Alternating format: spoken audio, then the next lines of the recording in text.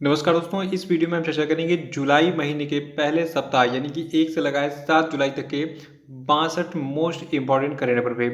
देखिए ये current affair बहुत ही इंपॉर्टेंट है आपकी सभी परीक्षाओं के लिए, तो शुरू से लास्ट तक वीडियो में बने रहिएगा। और देखिए इस वीडियो को पूरा देखने के बाद आप इसकी पीडीएफ फाइल जो है वो भी डाउनलोड कर सकते हैं। नीचे डिस्क्रिप्शन बॉक्स में आपको इस वीडियो की पीडीएफ की लिंक मिल जाएगी। और अगर आप इस चैनल पर नए हैं तो चैनल को भी सब्सक्राइब जरूर कर लीजिएगा, साथ में बेल आइकन को प्रेस करके वीडियो को लाइक और शेयर भी कर लीजिएगा सभी टेलीग्राम और व्हाट्सएप ग्रुप में। तो चलिए शुरू करते हैं इस वीडियो को। देखिए पहला प्रश्न है कि हाल ही में किस राज्य ने 1 जुलाई से किल कोरोना अभियान शुरू करने की घोषणा की है। देखिए आप सभी लोगों को एक आपको बता देता हूं। देखिए जो ये 62 क्वेश्चन है तो इसको मैंने एक ऐसे प्रारूप में तैयार किया है, इससे आपको जो है टेस्ट भी हो जाएगा, रिवीजन भी हो जाएगा।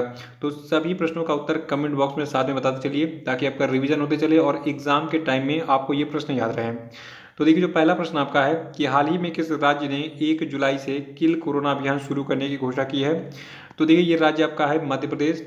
और देखिए जो आपका ये किल कोरोना अभियान है तो इस अभियान के तहत कोविड-19 को नियंत्रित करने के लिए डोर टू डोर सर्वेक्षण किया जाएगा और नागरिकों का कोविड के साथ साथ अन्य बीमारियों का जो है उसी समय पर जो है परीक्षण किया जाएगा। दूसरा प्रश्न है कि हाल ही में किस पॉप स्टार को बेस्ट ह्यूमैनिटेरियन अवार्ड 2020 से सम्मानित किया गया है। इनका नाम बताइए। देखिए ये पॉप स्टार गायिका आपकी हैं बेयॉन्से नॉलेस, इनको अभी हाल ही में बेस्ट ह्यूमैनिटेरियन अवार्ड 2020 से सम्मानित किया गया है। और तीसरा कि हाल ही में किस देश के पूर्व फुटबॉलर मारियो गोमेज ने संन्यास लेने की घोषणा की है। तो देखिए जो आपके मारियो गोमेज हैं ये एक जर्मनी के फुटबॉलर हैं और इन्होंने अपने देश की यानी कि जर्मनी की फुटबॉल टीम के लिए कुल 78 मैच खेले थे, जिनमें इन्होंने कुल 31 गोल किए थे। और देखिए ये जो है अपने समय के सबसे बेस्ट फुटबॉलरों में से एक माने जाते थे। तो मारियो गोमेज के बारे में याद रखिएगा। और चौथा प्रश्न है कि हाल ही में लाजर चकवेरा ने किस देश के राष्ट्रपति का चुनाव जीता है। आंसर बताइए। देखिए जो आपके लाजर चकवेरा हैं इन्होंने भी हाल ही में मलावी के राष्ट्रपति का चुनाव जीता है। और पांचवा प्रश्न है कि भारत का पहला लाइकेन पार्क किस राज्य में खोला गया। आंसर बताइए। देखिए भारत का जो पहला लाइकेन पार्क है ये भी हाल ही में उत्तराखंड राज्य में खोला गया है, उत्तराखंड के वन विभाग के द्वारा, उत्तराखंड के पिथौरागढ़ जिले के कुमायूं के मनुस्यारी में। और आपको बता दूं जो भारत का ये पहला लाइकेन पार्क है, ठीक है। तो ये जो है लाइकेंस का एक हॉट स्पॉट होगा, ठीक है। यहाँ पे बहुत सारे लाइकेंस आपको देखने को मिलेंगे। देखिए लाइकेन क्या होता है। देखिए आपने देखा होगा शैवाल जिसको हम कहते हैं एल्गी, ठीक है। तो एल्गी और जो आपका फंगस होता है, तो एल्गी और फंजाई का एक सिम्बियोटिक रिलेशनशिप होता है लाइकेन। और छठा प्रश्न है कि इंटरनेशनल डे ऑफ पार्लियामेंटरिज्म यानी कि अंतर्राष्ट्रीय पार्लियामेंटिज्म अथवा संसदीय दिवस जो है ये किस तिथि को मनाया जाता है। तो देखिए आपका अंतर्राष्ट्रीय पार्लियामेंटिज्म अथवा संसदीय दिवस है ये 30 जून को हर साल मनाया जाता है, ये डेट याद रखिएगा। और सातवां प्रश्न है कि हाल ही में किस भाषा की लेखक गीता नागभूषण का निधन हो गया है। आंसर बताइए। देखिए जो आपकी गीता नागभूषण है ये जो है कन्नड़ भाषा की एक लेखिका थी। और आठवां प्रश्न है कि हाल ही में भारत ने किस देश के साथ 600 मेगावाट के खोलोंगछू हाइड्रो एनर्जी लिमिटेड परियोजना के लिए समझौते पर हस्ताक्षर किया। तो देखिए ये देश आपका भूटान है। भारत ने जो है जुलाई महीने के पहले सप्ताह में भूटान के साथ जो है 600 मेगावाट के खोलेंगछू हाइड्रो एनर्जी लिमिटेड परियोजना के लिए समझौता किया था। नवा प्रश्न है कि अंतर्राष्ट्रीय एस्टेरॉयड दिवस किस तिथि को मनाया जाता है। आंसर बताइए। देखिए जो आपका अंतर्राष्ट्रीय एस्टेरॉयड दिवस है ये 30 जून को हर साल मनाया जाता है। और 10वां प्रश्न है कि किस मंत्रालय के द्वारा 28 जून से 12 जुलाई 2020 तक संकल्प पर्व मनाया जा रहा है। इसका आंसर बताइए। देखिए जो आपका भारत का संस्कृति मंत्रालय, ठीक है। तो इसने भारत के प्रधानमंत्री नरेंद्र मोदी के आह्वान पर जो है अभी हाल ही में जो आपका ये संकल्प पर्व है इसको स्टार्ट किया है 28 जून को, और ये 12 जुलाई 2020 तक चलेगा। और इसके अंतर्गत जितने भी सरकारी कार्यालय हैं अथवा जो प्राइवेट कार्यालय, ठीक है, तो उसके आसपास जहां भी संभव हो सके वहां कम से कम 5 पेड़ों को लगाने का जो है भारत सरकार जो संस्कृति मंत्रालय, ठीक है, तो इसके द्वारा आह्वान किया गया है ताकि देश का जो स्वच्छ और स्वस्थ वातावरण है ये सुनिश्चित किया जा सके। तो ये आपका है संकल्प पर्व, ठीक है। 28 जून को स्टार्ट हुआ है, 12 जुलाई 2020 तक चलेगा। देखिए ऐसे प्रश्नों में डेट एग्जाम में पूछ लेता है और किसने शुरू किया है ये चीज़ें एग्जाम में पूछ ली जाती हैं, तो इस पर आप ध्यान दीजिएगा। 11वां कि हाल ही में किसके द्वारा गरीब कल्याण रोजगार अभियान वेब पोर्टल लॉन्च किया गया है।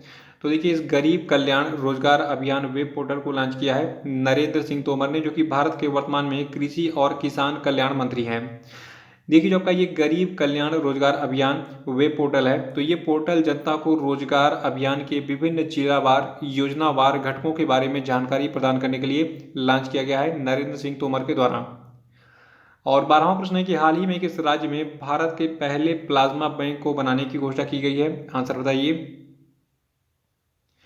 देखिए ये राज्य आपका दिल्ली है। अभी हाल ही में दिल्ली में भारत के पहले प्लाज्मा बैंक को जो है दिल्ली के institute of liver and biliary science के अस्पताल में जो है बनाने की घोषणा की गई है और ये बन भी चुका है वर्तमान में। और देखिए आपको बता दूं, जो आपका ये दिल्ली का प्लाज्मा बैंक है, ये जो है भारत का पहला प्लाज्मा बैंक भी है। आपने ब्लड बैंक सुना होगा लेकिन प्लाज्मा बैंक नहीं सुना होगा।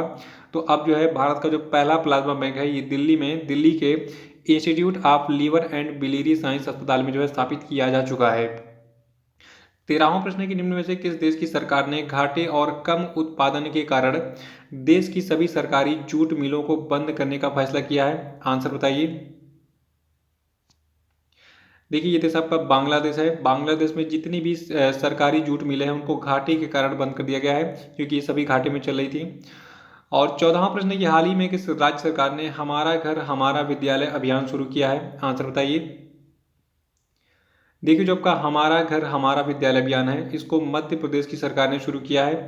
और इस योजना के अंतर्गत अब जो स्टूडेंट यानी कि छात्र होंगे मध्य प्रदेश के, ये अपने घर के अंदर स्कूल की घंटी सुनेंगे क्योंकि हर पीरियड में मतलब 1 घंटे के अंतराल पर घंटा बजाया जाएगा ऑनलाइन क्लासेस में भी।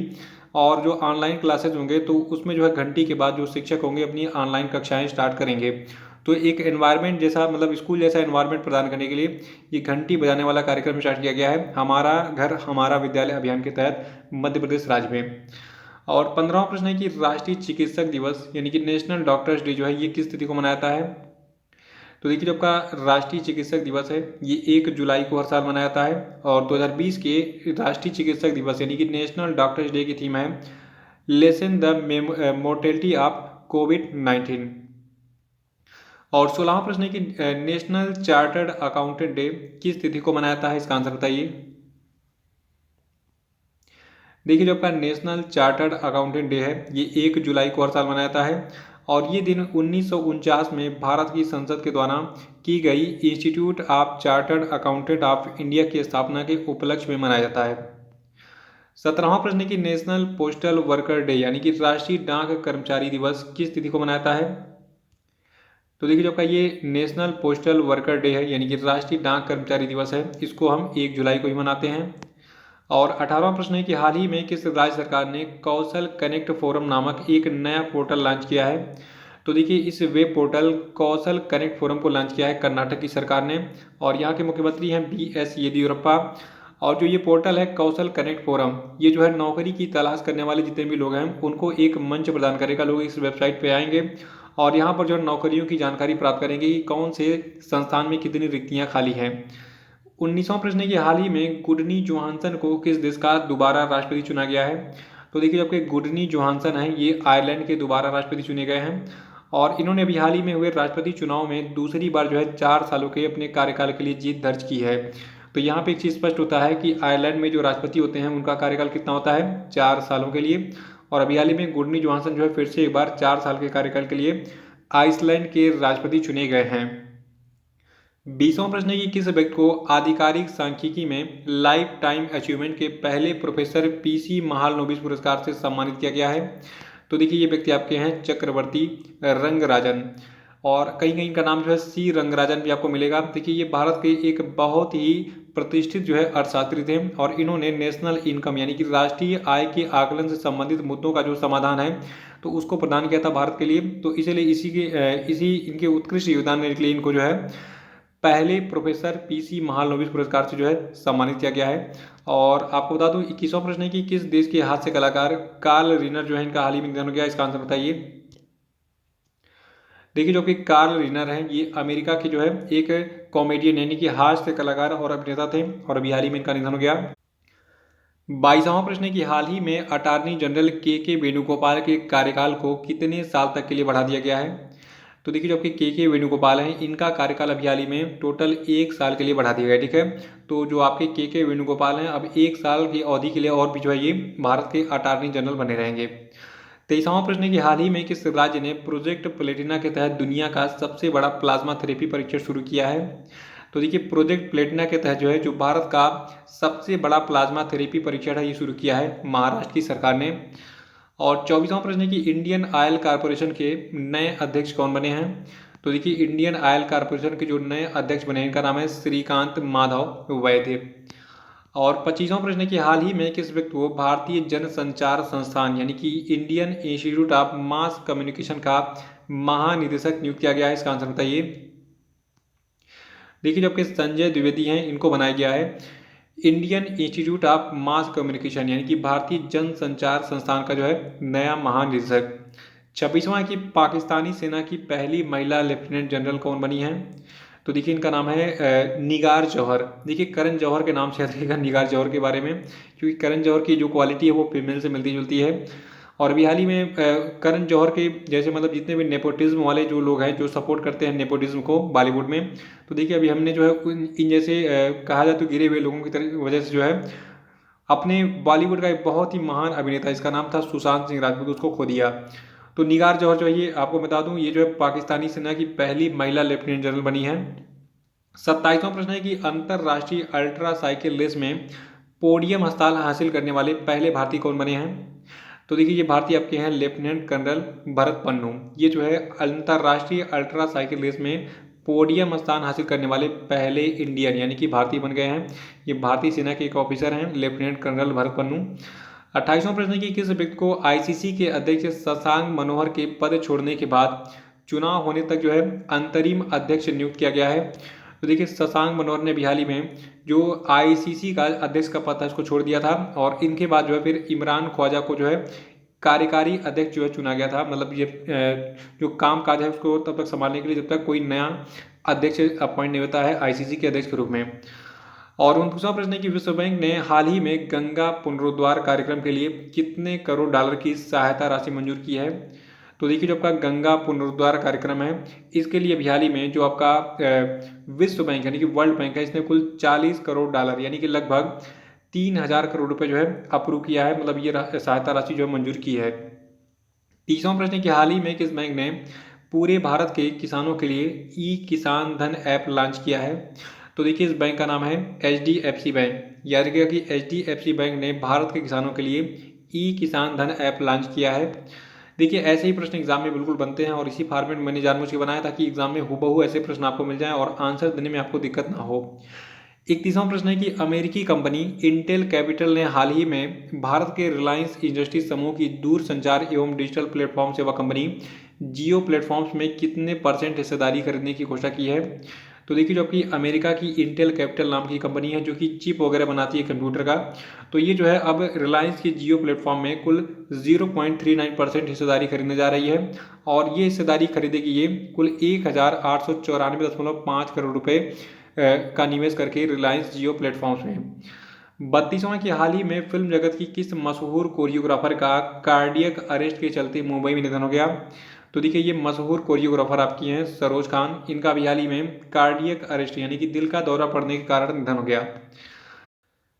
33वां प्रश्न की हाल ही में किस भारतीय टेनिस खिलाड़ी ने जर्मनी में PSG bank Nord open tennis tournament जीत लिया है? तो देखिए ये भारतीय टेनिस खिलाड़ी आपके हैं सुमीत नागल जी। और 34वां प्रश्न है कि विश्व खेल पत्रकार दिवस यानी कि वर्ल्ड स्पोर्ट्स जर्नलिस्ट डे जो है ये किस तिथि को मनाता है? तो देखिए विश्व खेल पत्रकार दिवस को मनाते हैं हर साल 2 जुलाई को। और 35वां की future of higher education 9 mega trends पुस्तक जो है ये किसके द्वारा लिखी गई है? तो देखिए future of higher education 9 mega trends पुस्तक को लिखा है वी पट्टाभी राम जी ने। और 36वां है कि फ्रांस के नए प्रधानमंत्री कौन बने हैं? तो देखिए फ्रांस के अभी हाल ही में नए प्रधानमंत्री चुने गए हैं जेन कैस्टेक्स और इन्होंने इस पद पर एडॉर्ड फिलिप का स्थान लिया है। 37वां है कि हाल ही में किस IIT ने मोबाइल मास्टर जी नामक एक टीचिंग सेटअप विकसित किया है? तो देखिए ये IIT है आपका IIT कानपुर। अभी हाल ही में इसने जो है मोबाइल मास्टर जी नाम का जो है एक टीचिंग सेटअप विकसित किया है और देखिए इस सेटअप पर जो है अपने स्मार्टफोन का उपयोग करके जो शिक्षक यानी कि टीचर्स होंगे तो इनके लेक्चर या फिर निर्देश जो है ये रिकॉर्ड किए जा सकते हैं। 38वां कि हाल ही में किस राज्य के पूर्व विधानसभा स्पीकर ऊपा रुकमुल्लुवा का निधन हो गया? तो देखिए ये राज्य आपका मिजोरम है। मिजोरम के जो विधानसभा स्पीकर हैं उपा रुक्मलोवा, इनका भी हाल ही में निधन हो गया था। देखिए ये 1990 में जो है मिजोरम के विधानसभा के स्पीकर यानी कि अध्यक्ष थे। 39वां की हाल ही में भारत सरकार ने गैर बैंकिंग वित्तीय कंपनी यानी कि non banking financial companies, housing financial companies के लिए जो है कितने करोड़ रुपए की एक निवेश नकदी प्रवाह योजना को मंजूरी दी है? तो देखिए ये अमाउंट आपका है 30,000 करोड़ रुपए का। और देखिए जो आपका ये नकदी प्रवाह योजना है तो इसका जो संचालन है ये भारतीय स्टेट बैंक की सहायक company state bank of India capital markets limited के द्वारा स्थापित विशेष प्रयोजन वाहन के द्वारा किया जाएगा। 40वां प्रश्न की हाल ही में किस भारतीय अमेरिकी को 2020 ग्रेट इमिग्रेंट से सम्मानित किया गया है? तो देखिए ये भारतीय अमेरिकी आपके हैं सिद्धार्थ मुखर्जी और प्रोफेसर राज चिट्टी, इन दोनों को सम्मानित किया गया है 2020 के ग्रेट इमिग्रेंट्स के रूप में, ठीक है, अमेरिका के। और 41वां प्रश्न है कि अंतर्राष्ट्रीय सहकारिता दिवस 2020 किस तिथि को मनाया गया? तो देखिए अंतर्राष्ट्रीय सहकारिता दिवस 2020 को हमने मनाया है 4 जुलाई को। और 42वां प्रश्न है कि हाल ही में भारतीय राष्ट्रीय राजमार्ग प्राधिकरण यानी कि नेशनल हाईवे अथॉरिटी के अध्यक्ष के रूप में जो आपके सुखबीर सिंह संधू हैं, इनका जो कार्यकाल है ये कितने समय के लिए बढ़ाया गया है? तो देखिए सुखबीर सिंह संधू का जो कार्यकाल है ये टोटल 6 महीने के लिए बढ़ाया गया है भारतीय राष्ट्रीय राजमार्ग प्राधिकरण के अध्यक्ष के रूप में। 43वां की हाल ही में किसके द्वारा ड्रग डिस्कवरी हैकाथन 2020 शुरू किया गया? तो देखिए जो आपका ड्रग डिस्कवरी हैकाथन 2020 है इसको शुरू किया है रमेश पोखरियाल निशंक ने, जो कि भारत के केंद्रीय मानव संसाधन विकास मंत्री हैं। और देखिए जो आपका ये ड्रग डिस्कवरी हैकाथन है ये अपनी तरह की पहली राष्ट्रीय पहल है जो कि दवा की खोज प्रक्रिया का समर्थन करने के लिए शुरू किया गया है। 44वां प्रश्न की हाल ही में भारत ने किस देश के साथ में एलपीजी संयुक्त उद्यम के गठन के लिए समझौता किया है? तो देखिए ये देश आपका बांग्लादेश है। अभी हाल ही में भारत सरकार ने बांग्लादेश की सरकार के साथ एलपीजी संयुक्त उद्यम यानी कि जो आपका 50-50 संयुक्त उद्यम कंपनी है, ठीक है, तो इसके गठन के लिए एक समझौते पर हस्ताक्षर किया है। और 45वां की हाल ही में किस खिलाड़ी को विजडन के द्वारा भारत में 21वीं सदी का मोस्ट वैल्यूएबल प्लेयर चुना गया है? तो देखिए ये प्रश्न एग्जाम के लिए मोस्ट इंपॉर्टेंट है, इसको आप अलग से कहीं नोट कर लीजिएगा, ये आपके सभी पेपरों में छपा हुआ मिलेगा। देखिए जो आपके भारतीय ऑलराउंडर है रविंद्र जडेजा, इनको जो है विजडन के द्वारा भारत में 21वीं सदी का मोस्ट वैल्यूएबल प्लेयर जो है चुना गया है। 46वां की केंद्रीय फिल्म प्रमाणन बोर्ड यानी कि central board of film certification के नए मुख्य कार्यकारी अधिकारी कौन बने हैं? तो देखिए जो आपका central board of film certification यानी केंद्रीय फिल्म प्रमाणन बोर्ड है, इसके जो नए मुख्य कार्यकारी अधिकारी बनेगा इनका नाम है रविंद्र भाकर। और रविंद्र भाकर ने इस पद पर अनुराग श्रीवास्तव का स्थान लिया है। और देखिए अगर बात करें केंद्रीय फिल्म प्रमाणन बोर्ड की तो इसका मुख्यालय मुंबई में स्थित है और इसके वर्तमान में जो अध्यक्ष है इनका नाम है प्रसून जोशी। 47वां की हाल ही में अंतर्राष्ट्रीय बौद्ध परिषद के साथ साझेदारी में संस्कृति मंत्रालय के द्वारा किस तिथि की आषाढ़ पूर्णिमा पर धम्म चक्र दिवस समारोह का आयोजन किया गया? तो देखिए इस धम्म चक्र दिवस समारोह का जो आयोजन है ये किया गया है 4 जुलाई 2020 को। 48वां की फीफा महिला विश्व कप फुटबॉल 2023 जो है ये किस देश में आयोजित होगा? तो देखिए फीफा महिला विश्व कप फुटबॉल 2023 को आयोजित किया जाएगा ऑस्ट्रेलिया और न्यूजीलैंड में संयुक्त रूप से। ये आयोजन स्थल आपको याद रखना है, सभी एग्जाम के लिए इंपॉर्टेंट है। 49वां है कि हाल ही में किस मंत्रालय ने जूनियर एथलीटों के लिए 2024 के पेरिस और 2028 के लॉस एंजल्स के आगामी ओलंपिक के लिए युवा एथलीटों को तैयार करने के लिए टारगेट ओलंपिक पोडियम स्कीम यानी कि टॉप्स योजना को लॉन्च किया है। तो देखिए इस टारगेट ओलंपिक पोडियम स्कीम को लॉन्च किया गया है केंद्रीय युवा मामले और खेल मामलों के मंत्रालय के द्वारा। और इस योजना का उद्देश्य ये सुनिश्चित करना है कि भारत 2028 के ओलंपिक में टॉप 10 पदक विजेता देशों की सूची में शामिल हो।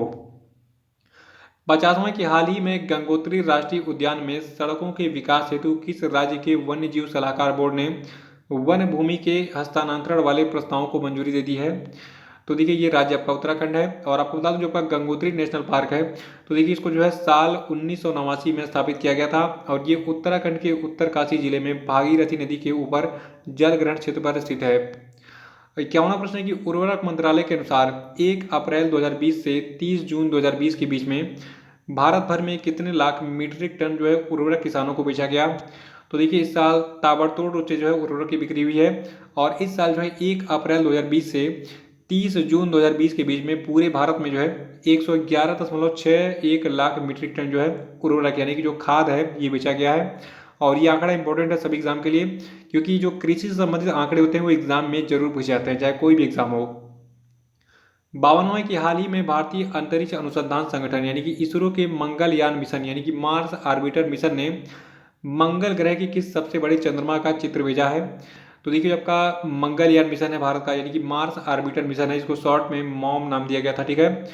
तो मॉम के द्वारा जो है जो आपका मंगल ग्रह है तो इसके सबसे बड़ी चंद्रमा, इसका नाम फोबोस है, इसका एक चित्र भेजा गया जो कि कुछ इस प्रकार से दिखता है, आपको यहाँ पे स्क्रीन पे दिख रहा है।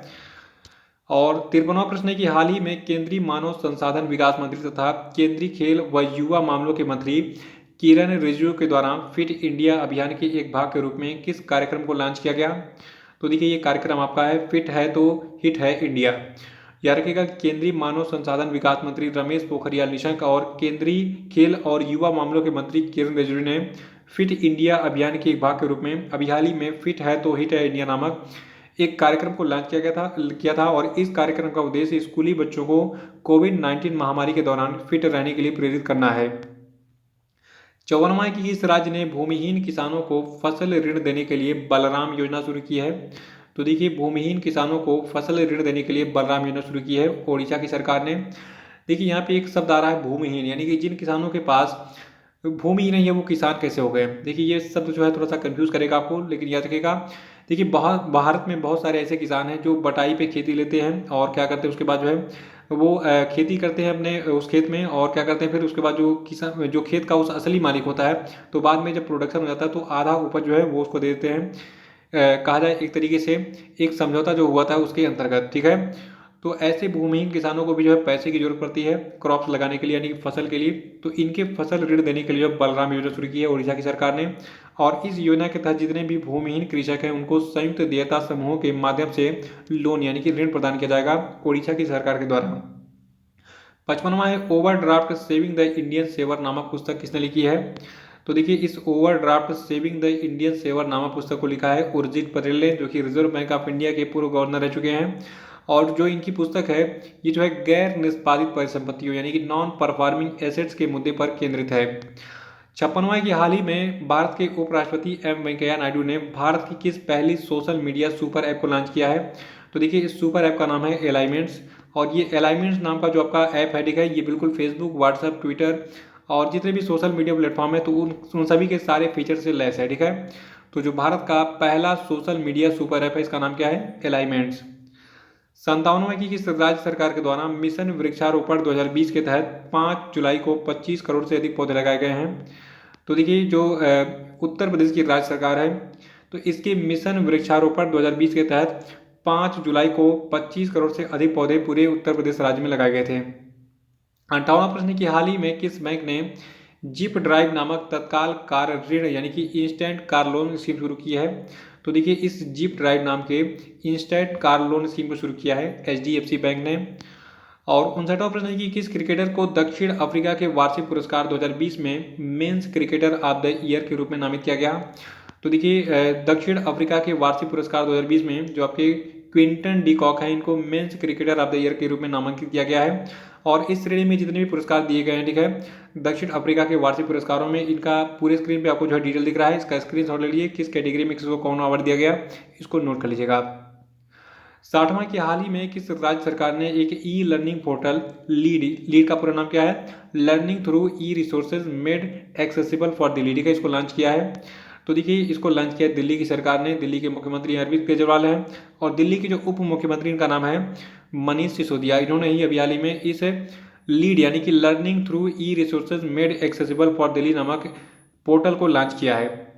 और देखिए इस लीड पोर्टल पर जो स्टूडेंट होंगे दिल्ली के उनको CBSE NCERT और दिल्ली सरकार के पाठ्यक्रम के अनुसार पाठ्य पुस्तकों अध्ययन सामग्री और पाठ्यक्रम सामग्री तक जो है पहुंच की सुविधा मिलेगी।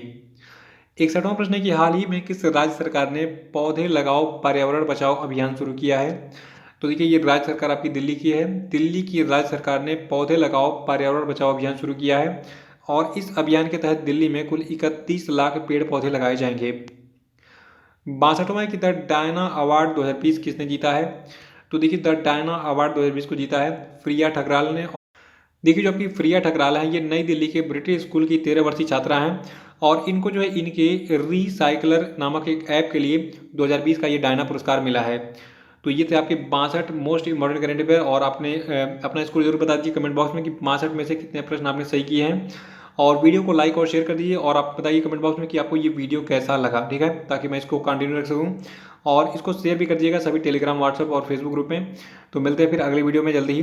जय हिंद, जय भारत।